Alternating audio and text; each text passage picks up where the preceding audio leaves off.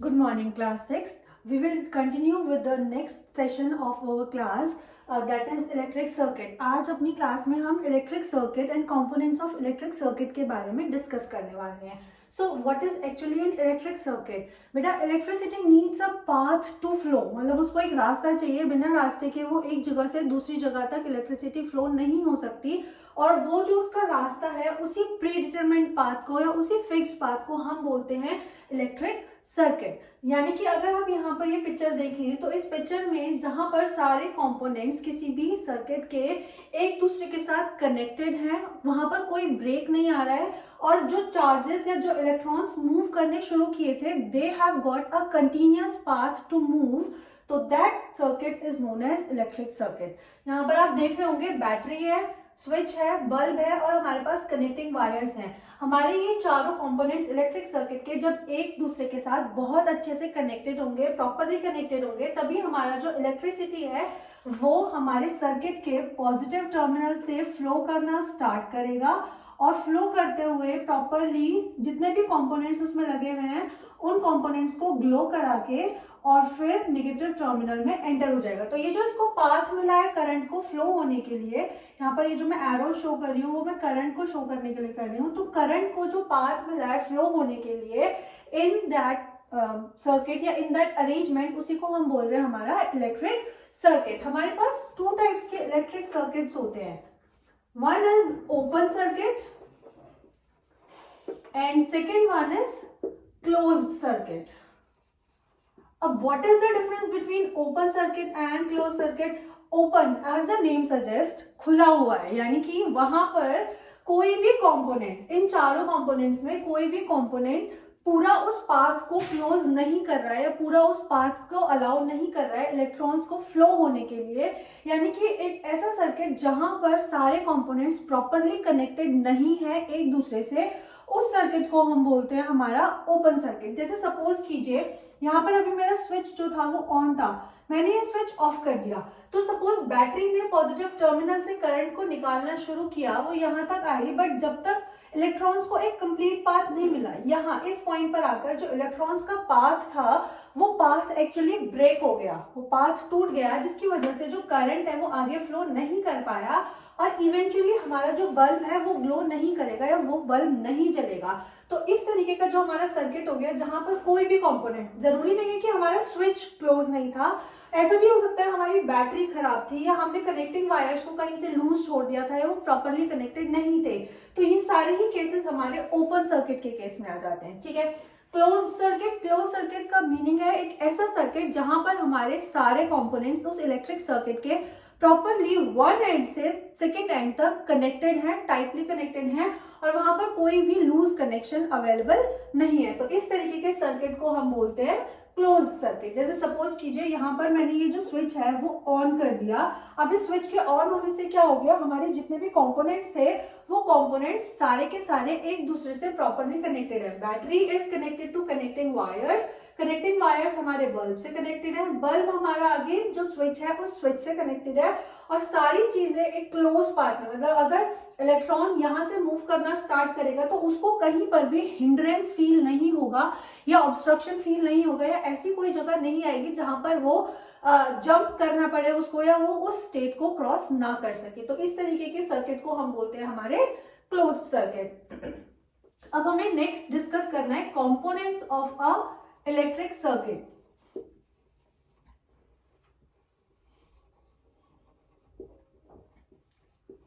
तो उन कंपोनेंट्स में सबसे पहला जो हमने कंपोनेंट पढ़ना है वो पढ़ना है बैटरी. यहां पर आपको बैटरी दिख रही होगी ना, ये जो बैटरी है, बेसिकली बैटरी क्या होती है बेटा, सेल, टू और मोर सेल्स का जो कॉम्बिनेशन होता है. मैंने आपको लास्ट क्लास में बताया कि जो सेल का साइन होता है, सेल का जो सिंबल होता है वो कुछ ऐसा दिखता है, जिसमें जो बड़ा वाला लाइन है वो हमारा पॉजिटिव टर्मिनल शो करता है सेल का, और जो छोटा वाला लाइन है वो हमारा नेगेटिव टर्मिनल शो करता है लाइन का. तो बैटरी, अगर मैं बहुत सारे सेल्स को कनेक्ट कर दूं एक दूसरे के साथ तो हमें क्या मिल जाएगी, battery. And battery is the power house of the cell, power house of the circuit. Sorry, अगर हमारे सर्किट में बैटरी नहीं होगी तो हमारा जो सर्किट है वो सर्किट रन ही नहीं कर पाएगा, हमने उसमें जितने भी कंपोनेंट्स अटैच किए हैं वो कंपोनेंट्स वर्क नहीं करेंगे, तो बिना बैटरी के हम अपने सर्किट को रन नहीं कर सकते। And it is a combination of 2 और मोर सेल्स। जब भी हम एक बैटरी को किसी भी सर्किट में कनेक्ट करते हैं, we have to make sure कि वहां पर हर चीज के लिए, लाइक अगर आप किसी और कंपोनेंट को उससे कनेक्ट कर रहे हो, बल्ब को कनेक्ट कर रहे हो सपोज, तो आपको बल्ब में भी एक पॉजिटिव टर्मिनल होगा और एक नेगेटिव टर्मिनल होगा। You have to connect it rightly. कैसे? you have to connect the positive terminal of the bulb to the positive terminal of the battery, and negative terminal of the bulb should be connected to the negative terminal of the battery. जहां पर जो positive है वो positive के साथ connect होगा और जो नेगेटिव है वो नेगेटिव के साथ ही कनेक्ट होगा, तभी वो सर्किट हमारा वर्क करेगा, अदरवाइज वो सर्किट हमारा वर्क नहीं करेगा। ठीक है, नेक्स्ट हमारा इज स्विच। स्विच अगेन आप सबको पता है, आप घर में अपने इलेक्ट्रिकल अप्लायंसेस को रन करने के लिए चलते हैं। समटाइम्स बेटा इट हैपेंस कि हम किसी सर्किट को कुछ सर्टेन टाइम के लिए रन कराना चाहते हैं। लाइक मैं चाहती हूँ ये जो मैंने सर्किट ड्रॉ किया है उस सर्किट में जो बल्ब है वो हमेशा ग्लो ना करता रहे, वो एक टाइम के बाद बंद हो जाए। तो व्हाट विल यू डू? आप बार बार क्या उसमें से उसके कनेक्शंस निकालेंगे, उसके कनेक्शंस वापस लगाएंगे? Practically it is not possible. अगर आप ऐसा चाहते हैं कि मतलब सपोज जैसे मुझे 10 सेकेंड्स के लिए मेरा सर्किट जो है, सर्किट में कंपोनेंट्स बल्ब हैं, उन बल्ब्स को जलाना है, तो व्हाट विल आई डू कि मैं 10 सेकेंड्स बाद उसके जो वायर्स है उन वायर्स को लूज कर दूं या उसके कनेक्शंस को हटा दूं। बट उसके लिए जो सोल्यूशन होता है, उसके लिए जो हम हमारा कंपोनेंट इलेक्ट्रिक सर्किट में यूज करते हैं, दैट इज अ स्विच। तो स्विच का ये काम है, स्विच का ये नीड है कि हमें किसी भी टाइम पर अगर नीड होती है वहां पर पावर सप्लाई रोकने की या उस पावर सप्लाई को ऑल्टर करने की, we do it with the help of a switch. जब भी हम चाहें हम उस इलेक्ट्रिक कंपोनेंट को ऑन कर सकते हैं, और जब भी हम चाहें वहां से उस पावर सप्लाई को, जो बैटरी हमें पावर सप्लाई दे रही है, उस पावर सप्लाई को वहां से कट कर सकते हैं या फिर रोक सकते हैं। तो स्विच का हमारा काम हो गया किसी भी सर्किट में पावर सप्लाई को केटर करना और किसी भी सर्किट से पावर सप्लाई को ऑल्टर करना या रोक देना। ठीक है, नेक्स्ट हमारा जो कंपोनेंट है दैट इज हमारे कनेक्टिंग वायर्स। कनेक्टिंग वायर्स या तो हमारे लीड्स के फॉर्म में होते हैं या फिर हमारे केबल्स के फॉर्म में होते हैं। तो ये जो लीड्स और केबल्स होती हैं वो दोनों ही हमारी मेटल की बनी होती है बेटा। You must have read this in previous classes, ये आपने पहले भी पढ़ा होगा कि मेटालिक चीजें जो है वो यूजुअली करंट कंडक्ट करती हैं, यानी कि वो करंट को अपने अंदर से फ्लो होने के लिए अलाउ करती हैं। अगर यही कनेक्टिंग वायर्स मैं प्लास्टिक के लगा दूं तो वो प्लास्टिक के वायर्स हमारे लिए किसी यूज के नहीं होंगे, क्योंकि जो प्लास्टिक है वो करंट को अपने अंदर से फ्लो करना अलाउ नहीं करती। अभी हम नेक्स्ट टॉपिक जो डिस्कस करेंगे that we will discuss what are conductors and what are insulators. तो अभी आप सिर्फ इतना ध्यान रखिए कि हमारे जो कनेक्टिंग वायर्स होते हैं वो या तो मेटल के होते हैं, वो मेटल के ही होते हैं यूजुअली, और उनके ऊपर एक प्लास्टिक कवरिंग हम इसीलिए लगा के रखते हैं ताकि जब करंट उनके अंदर से फ्लो करे, हाई अमाउंट ऑफ करंट उनके अंदर से फ्लो करे और हम उस सर्किट में कुछ वर्क कर रहे हो तो हमें शॉक ना लग जाए, इलेक्ट्रिक शॉक ना लग जाए। तो इसीलिए ये जो कनेक्टिंग वायर्स हैं लीड्स के फॉर्म में होते हैं या फिर केबल्स के फॉर्म में होते हैं, and they are made up of metals. ये किसके बने होते हैं बेटा? मेटल्स के बने होते हैं, मेटल्स के। और उनके ऊपर जो आउटर कवरिंग होती है वो किस चीज की होती है? वो एक प्लास्टिक या फिर रबर, जो भी इंसुलेटर्स होते हैं उनकी कवरिंग होती है। ठीक है, लास्ट हमारा जो कंपोनेंट है इलेक्ट्रिक सर्किट का वो है बल्ब। तो बल्ब आपने घर में देखा भी होगा बहुत सारी बार। उसके अंदर आप जब उसको बहुत ध्यान से ऑब्जर्व करेंगे you will see a thin wire inside. इस तरीके का कुछ शेप होता है बल्ब का,